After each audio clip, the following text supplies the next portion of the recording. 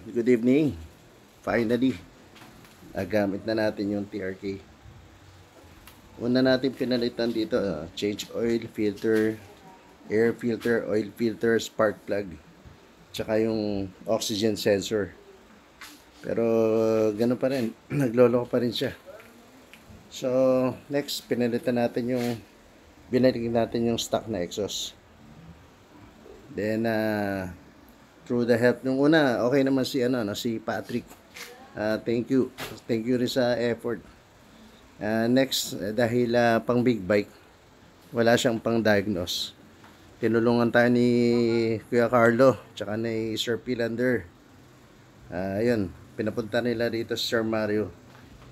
Pinalitan naman dito ignition coil tsaka yung fuel pump.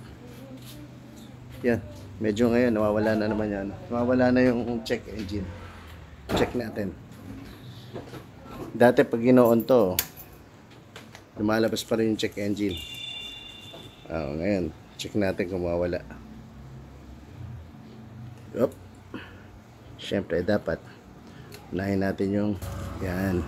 Kailangan naka-neutral. Yan, may check engine siya, di ba? Check natin.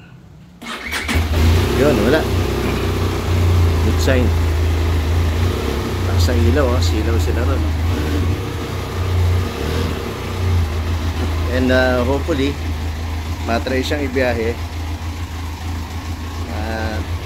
Sana successful. Success story. Bumili nga pala tayo sa Inomoto.